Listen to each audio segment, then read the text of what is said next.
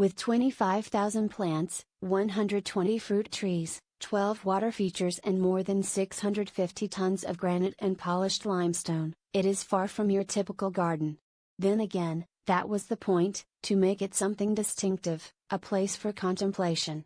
The Aga Khan Garden, part of the University of Alberta Botanic Garden, was formally opened Tuesday afternoon with the 81-year-old spiritual leader of the Shia Ismaili Muslims overseeing the completion of his $25 million gift to the university. The garden is a 4.8-hectare expanse located southwest of Edmonton and is designed to highlight the architecture and feel of an Islamic garden. Of the many projects the Aga Khan Development Network has undertaken to promote peace and well-being, the Aga Khan Garden is the most northerly based, a tribute to the U of A's continuing relationship with the Aga Khan. His appearance for Tuesday's official introduction drew a supporting cast that included Alberta Lieutenant Governor Lois Mitchell, Premier Rachel Notley and U of A President David Turpin. This seemed an unlikely dream to many, the Aga Khan said. The symbol of the garden as a spiritual symbol goes back to the Holy Quran itself. He also spoke of his friendships and affection for Canada. In 2009, he was dubbed a beacon of humanitarianism and made an honorary Canadian citizen by then Prime Minister Stephen Harper. He was awarded the first Adrienne Clarkson Prize for Global Citizenship in 2016. He previously approved the construction of the Aga Khan Museum and Park in Toronto.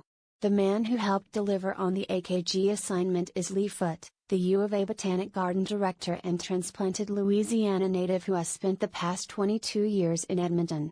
Mr. Foote and the Aga Khan hiked up a Botanic Garden Deer Trail in 2012 and were captivated by the view. The Aga Khan asked if his garden could be switched from its original location to this one. Without consulting the university, Mr. Foote agreed. These gardens are built with such fine materials, we're talking about it being a 300 to 600-year-old garden, Mr. Foote said. The people who worked on it said they'd never had the opportunity to work on this level of detail before. It's a heaviness and permanency you rarely get to see in modern architecture. The AKG opened to the public in late June and was greeted with rave reviews for its woodland bog-reflecting pool, stonework, outdoor amphitheater, fountains and sunken floral beds. The garden's motto is, "No one leaves unchanged."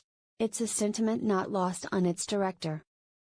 When I walk through that garden, Mr. Foote said, I see someone in a sari talking to someone in a sweatshirt, someone with a cowboy hat sitting there with somebody wearing a turban.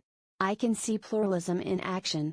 While visiting Western Canada, the Aga Khan is set to receive honorary degrees from the University of Calgary, University of British Columbia and Simon Fraser University.